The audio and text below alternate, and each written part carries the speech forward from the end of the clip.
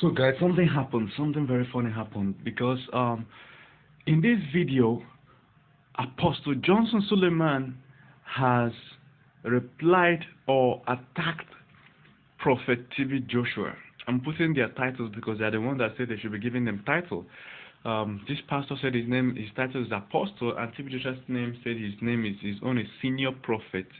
Okay, so Apostle Johnson Suleiman attacks senior Prophet TB Joshua in this video. Now, the genesis of the problem is not really clear to me, but I think what happened was that a woman came to Prophet TB Joshua's church, senior Prophet TB Joshua's church, to give a testimony, and in the testimony he mentioned that he has come to Omega Fire Ministries and they did deliverance and it didn't work, something like that. And the person even mentioned that she has gone to Pastor Adeboye's church and it didn't work, stuff like that. And then she finally came to TB Joshua's church. And I think the same woman still went to a church in Port Harcourt and still gave the same testimony that she has been to all churches. She mentioned churches' names and the deliverance didn't work. Now, what now triggered the anger of Suleiman is that he said that TB Joshua watched the sermon and didn't say anything to protect him, which is Apostle Suleiman, because the woman mentioned that she came to Apostle Suleiman's church or Pastor Adeboye's Redeemed, and they prayed and nothing happened, So he was saying that TB Joshua should have countered what the woman said. Why would TB Joshua watch the sermon and not say anything or not give any comments? So that is how Apostle Suleiman got angry. He was angry and was using all sorts of words on TB Joshua. Let me just play it for you a little. Then there's something else I want to highlight. The issue of people Christians calling other Christians Papa, Father in the Lord, my Father, We'll get to that. I said demons are big, demons are small. It's an usher here that will minister deliverance to that woman. Usher. Who are you? Carry your hand. I will respond. I'm going to respond.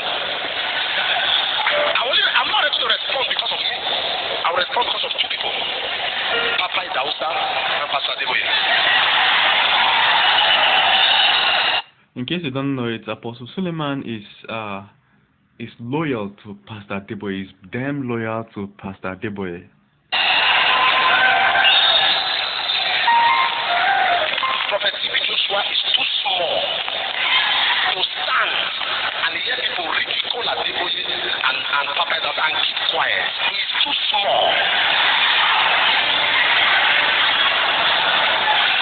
And my problem is that when I respond, I don't respond. I respond raw. I don't agree. You are too small. The synagogue is too small to speak against the regime, the CTM. Too small.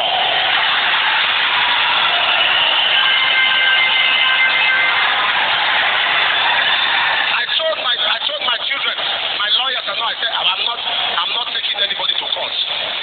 I cannot fight church, cannot fight church. But I must correct an impression. None of my pastors have followed me to my Father in the Lord. Me, I book months before I see him.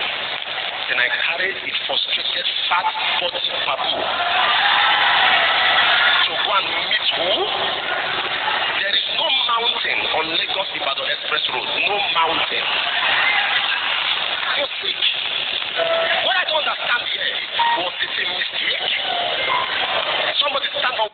So he said, TB Joshua used to say all the time that he goes to the mountain to pray, and that is what this pastor is saying, that there is no mountain on Lagos Ibadan Expressway. You understand? He said no mountain is on Lagos Ibadan Expressway. So those of you that have taken the road, do you feel if this is true? Is the whole road flat? Is the whole place flat? Is there no mountains and hills somewhere? I don't know, but I've taken that road many times, but I've not paid attention to mountain or anything. I just enjoy the road. That road is perpetually under construction. So what do you guys think? What do you guys think about the way he said TB Joshua is sick? What do you guys think about the way he's fighting back at TB Joshua? Now, in case you don't understand the Christian the organization in Nigeria, the way pastors are organized. See, there are pastors. Pastors are either direct. I think it was Benson Idahosa that started, or maybe that popularized the Pentecostal church of the Pentecostalism in Nigeria. You understand? Before they used to have Orthodox churches like Catholic, Anglican, all those Orthodox churches. But I think Benson Idahosa was the one that popularized the Pentecostal revival in Nigeria. I don't want to say started because I'm not 100% sure, but it was him that made it popular. You understand? And I think he died at the age of 55 or so. He died of heart attack or something. So, but he made it popular. So he groomed most of these pastors, all these Adeboye, all these many of these pastors you're seeing. Even this guy, what do you call it? Pastor Chris Oyakilome. So many of them actually, and Bishop Oyedepo, even this one, Apostle Johnson Suleiman, he must have been a much younger man then. Many of them were either his friends, his colleagues, or directly under him, Benson Idahosa. So they have a lot of respect, and most of the things they preach now are his pattern of preaching. He's the one that started this tithing thing, all these donate money, this and that. He's the one that started miracles, like heavily performing miracles. If you go to all these Orthodox churches, a miracle is not a highlight on the Orthodox churches like Catholic. In fact, if a priest performs miracle, he has to go and answer for it. Other priests will call him to a meeting. He has to explain what he did. You understand? So, but the whole miracle thing, people standing up and walking, raising the dead, and blah blah blah. It was that Pentecostal revival that started it in Nigeria. So most of these pastors were either directly under him or under somebody that was under him. You understand? So they are loyal to him. Now there is another group of pastors that didn't come from anybody. Somebody just shows up one day and starts a church. He does not have that affinity.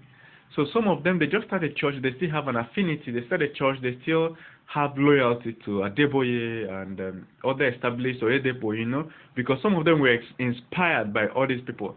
Maybe you're a member of a church, after some time, you decide to go and start your own. So that loyalty might still be there. But then there are pastors that don't have loyalty at all. Among those big, successful pastors that don't have loyalty to anybody at all is T.B. Joshua. T.B. Joshua is one pastor that doesn't have loyalty to any pastor at all. You understand? So if you go to Wikipedia and read up about T.B. Joshua, you realize one thing, that you will never see a time that he served under any church. T.B. Joshua. He didn't serve under any pastor. He didn't serve under any church. He didn't go to any pastoral school, in quote. Look at him, T.B. Joshua. He never went to any pastoral school. He never went to under any tutelage. Nobody can say, I'm the one that raised T.B. Joshua. You understand? So if you go to T.B. Joshua's church, the way things are done in T.B. Joshua's church is fundamentally different from the way things are done in, for instance, Pastor Chris Oyakilome's church or Redeemed Christian Church of God. It's different. The way the service is organized and put together, the type of message you hear is different, because he didn't have that upbringing of all these other people. You understand? And nowadays, some other pastors are becoming loyal to T.B. Joshua. I'm seeing pastors that perform like him, that do miracle like him. When T.B. Joshua is doing deliverance, I've seen pastors that do like that. You see, most of these Pentecost pastors that grow under Benson Idahosa, they don't focus mainly on deliverance. They focus mainly on faith and miracle. People like David Oyedepo, he doesn't even focus on miracles. He focuses on faith. You practice your faith. You make a covenant with God. You understand? That's what all his messages are revolving around. Covenant with God, faith. When you go to Pastor Chris Church, you see he practices, most of his messages are about understanding the Rhema, or speaking in tongues, the miracles, making people walk, and people, especially people falling in church. In fact, people falling in church is more of a miracle that happens more often than even people walking, So when pastor waves his hand, the half of the congregation will fall. That's Pastor Chris' pattern. That's the kind of thing he does. All his messages are around that, the Holy Spirit carrying you down, or making you fall, you being possessed by the Holy Spirit, you speaking in tongues. That's Pastor Chris' message. But if you go to TB Jesus Church, every problem in this world is caused by demons, according to TB Joshua. So whatever you're going through, it has to be delivered first. There must be deliverance. So it's all demonic. The whole world is demonic. Everything negative is demonic. In fact, if TB Joshua was going to preach about that the priest today, he would say that the priest is possessed by demon. You know, that's his kind of pattern of preaching. And you see him doing deliverance, and people are confessing. Blah blah blah blah blah blah. You understand what I'm saying? So his church is fundamentally different. Now, when you come to his pattern of preaching, all these other churches that grew under Benson in Dahosa, they preach about paying tithes, you bringing money to church. In fact, Winners Chapel will say that you bringing money to church is a covenant. Even though Jesus has completed the whole covenant that you ever need to do, you still have to do one with money. You understand? If you go to Pastor Chris' church, you pay tithes. That's I don't know whether he calls it covenant, but he said there's a way he preaches his own tithe. You have to bring money. So all these churches bringing money to church is the core of Christianity, or part of the core of Christianity for all these Pentecostal churches. You understand? But when you come to TB Joseph's church, he almost never ever preaches about you giving money to the church. I'm telling you because I've attended these churches for a long time, and I know what I'm saying. You can almost never hear TB Joshua saying, you bring money to my church, and God will bless you. You make a covenant with God with your tithe. TB Joshua may never even mention tithe, the word tithe, the whole year. It doesn't mean he doesn't collect money, before you get me wrong.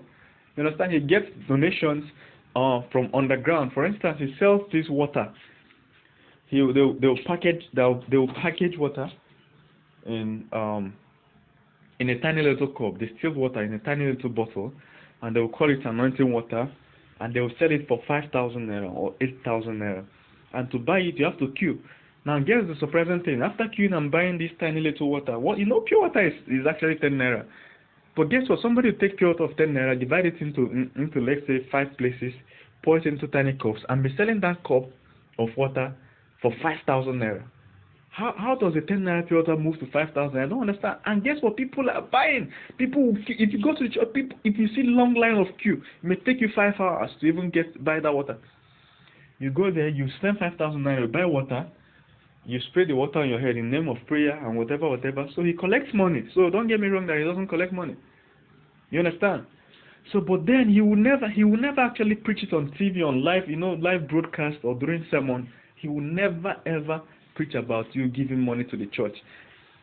When I went to that church, they collected offering more than 8 times. You arrive in church, they share envelope. TB Joshua's church, they will share envelope, you collect. 1 hour later, they will share envelope. TB Joshua has not come out to preach. By the time he comes out to preach, after he has finished preaching, they will share envelope. He goes to pray for the sick, they will share envelope. Before you know it, 8 times. The day I counted, I was like, wow. 8 times. They just keep sharing envelope and collecting offering. But TB Joshua, you can never find it in TB Joshua's sermon.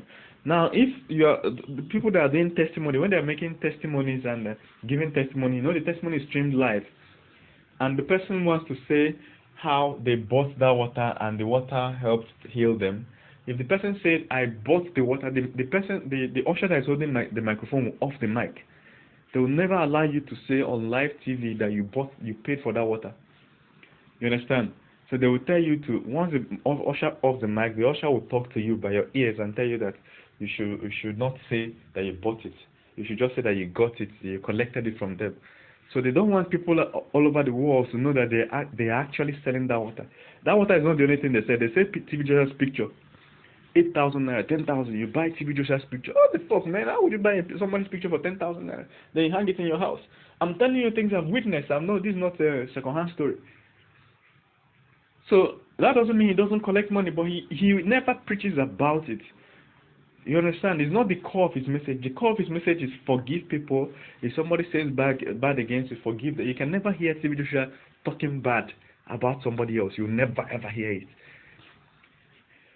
You understand? His message is about forgive people, then give money to people around you. Help the community. That's what he will now show, where he himself is giving money to people. So that's his kind of message.